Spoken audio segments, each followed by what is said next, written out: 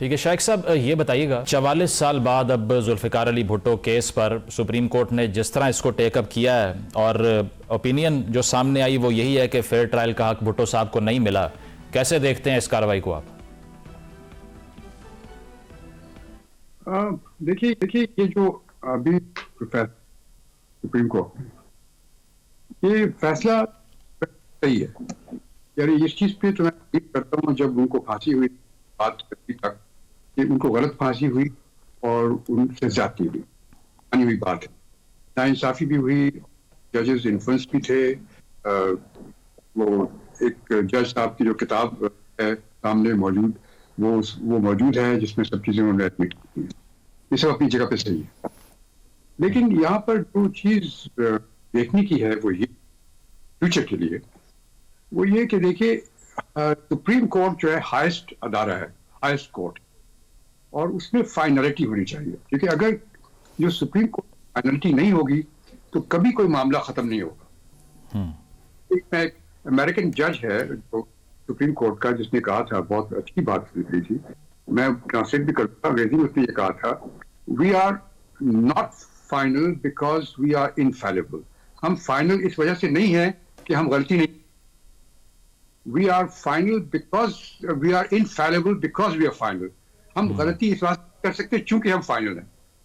صحیح، تو اس کی فائنلٹی ہوتی ہے، تو سپریم کورٹ کے فیصلوں کو فائنل ہونا چاہیے، لازمی ہے، اور اب انہوں نے فیصلہ کر دیا، بڑا اچھا فیصلہ کیا، جو پرانی تاریخ اس کو صحیح کر دیا، لیکن اس کی وجہ سے ایک پینڈورا باکس کھل گیا، ایک لائن، لوگ ہمارے ملک میں تو آپ کو پتا ہے کہ جب کوئی فیصلہ کورٹ کا کسی کے خلاف ہوتا ہے اس کو کبھی ایکسیپٹ نہیں کرتے،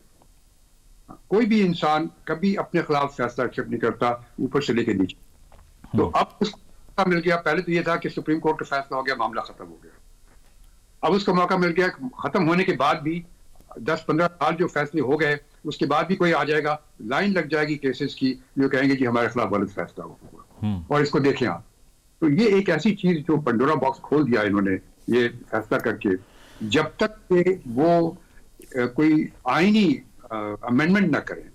اور اس میں کر کے اس چیز کا توڑ پیدا نہ کریں تب تک کافی مشکلات رہیں گی سپریم کورٹ کی۔ صحیح پاشا صاحب، آپ بھی یہ سمجھتے ہیں کہ اس طرح ایک کین آف ورمز کھل جائے گا؟ ویسے احمد رضا قصوری صاحب کا بھی یہی آرگیومنٹ تھا کہ اگر تو آپ صدارتی ریفرنس کے تحت ری اوپننگز کرتے رہے کیسز کی تو پھر تو وہ فائنالٹی جو شائخ صاحب بات کر رہے ہیں وہ نل اینڈ وائڈ ہو جائے گی۔ میرا خیال ہے کہ جہاں تک تو فائنلٹی کا تعلق ہے اس کیس میں بھی فائنلٹی اٹیچ ہے اسی ججمنٹ کو جو ججمنٹ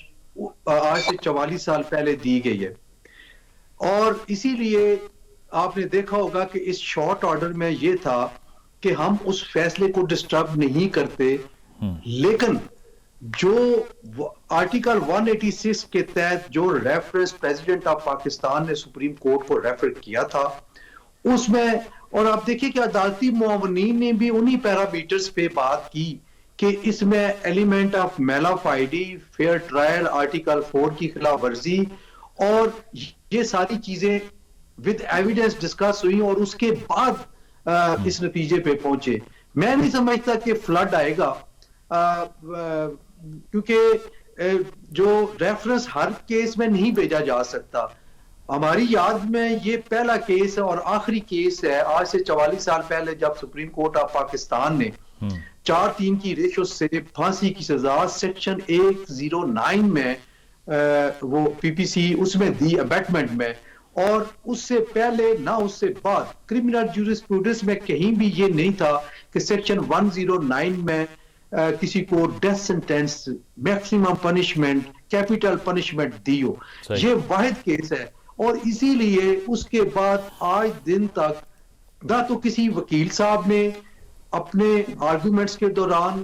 اپنے کیس کو سٹرینتھن دینے کے لیے اس پہ ریلائی کیا، اور نہ ہی کسی عدالت نے، چاہے وہ ٹرائل کورٹ ہو چاہے وہ سپریم کورٹ آف پاکستان ہو، انہوں نے اس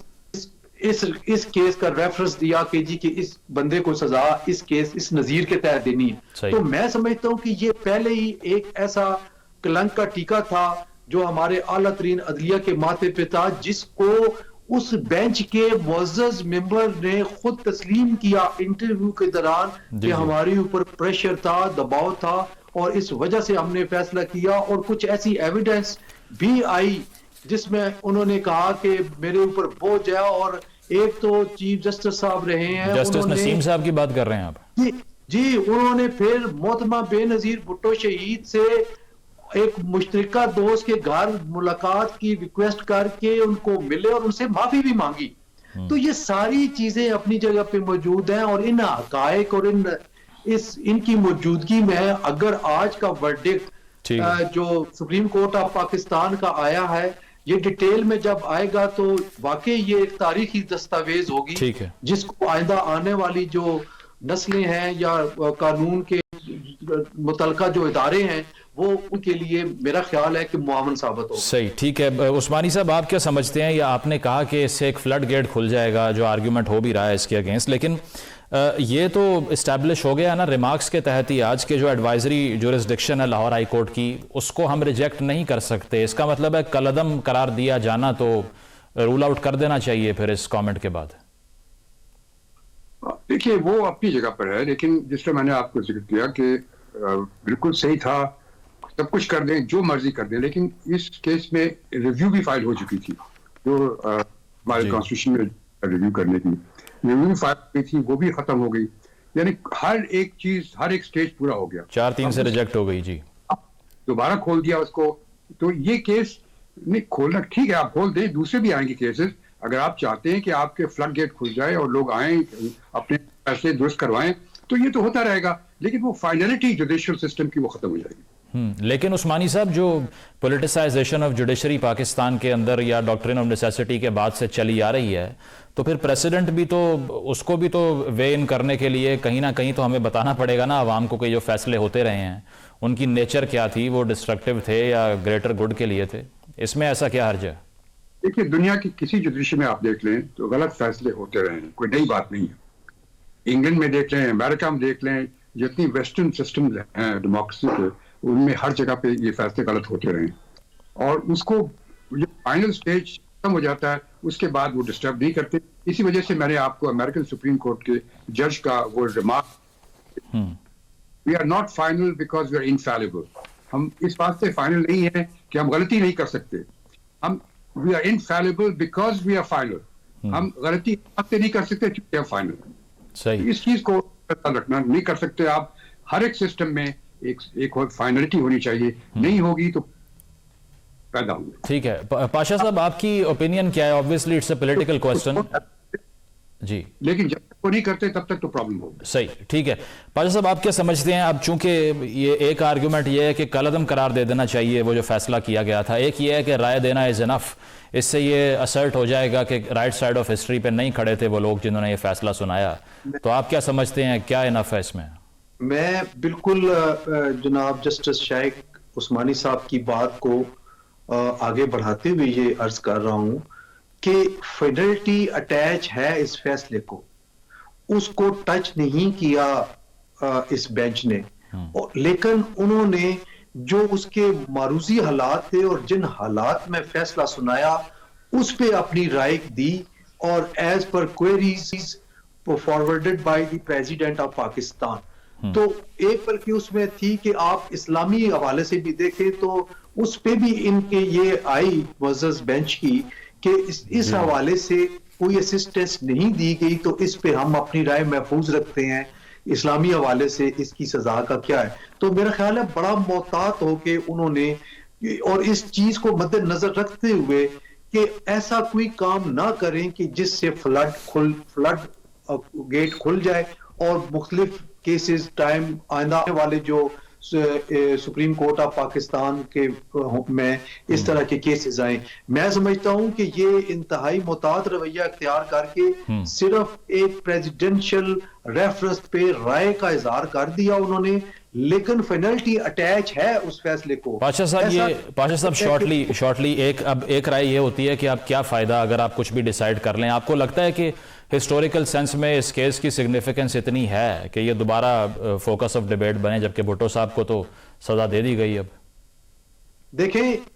اس کی اور سگنیفیکنس کوئی اور ہو یا نہ ہو, لیکن ہسٹوریکلی اس کا جو پہلو ہے وہ بڑا امپورٹنٹ ہے، اور ٹھیک ہے۔ ہسٹری میں یہ بات لکھی گئی ہے کہ اپنے ہی ادارے سے جاری کی گئی ججمنٹ کو ایک 9 رکنی بینچ نے کیا قرار دیا اور ٹھیک ہے۔ کس رائے کا اظہار کیا، اور انہوں نے ایویڈنس کلیکٹ کی، دیکھی، عدالتی معاونین بھی مقرر کیے جو غیر جانبدار تھے، ان کی بھی آرگومنٹ سننے کے بعد پھر یہ انہوں نے فیصلہ کیا۔ تو میں سمجھتا ہوں کہ ہسٹوریکلی ایک اچھی دستاویز ہوگی، ٹھیک ہے۔ اور اس بینچ نے ہسٹری کریٹ کی ہے۔ آج سے 44 سال پہلے ایک 7 ممبرز بینچ نے ہسٹری کریٹ کی تھی، صحیح۔ جو کہ ان کے لیے بدنامی کا باعث بنی، اور آج 9 رکنی بینچ نے ٹھیک ہے۔ ہسٹری کریٹ کی ہے جو اس داغ کو دھونے کی کوشش کی گئی ہے اور کسی حد تک کامیاب ہوئے ہیں۔ صحیح۔ تو میں سمجھتا ہوں کہ ہسٹری دونوں جگہ پہ کریٹ ہوئی ہے۔ اب آنے والے نسلوں نے دیکھنا ہے کہ وہ کس کو ایویلویٹ کرتے ہیں کہ وہ فیصلہ ٹھیک تھا یا یہ فیصلہ ٹھیک تھا۔ بہت بہت شکریہ حسن رضا پاشا صاحب، جسٹس شائق عثمانی صاحب ہمارے ساتھ موجود تھے۔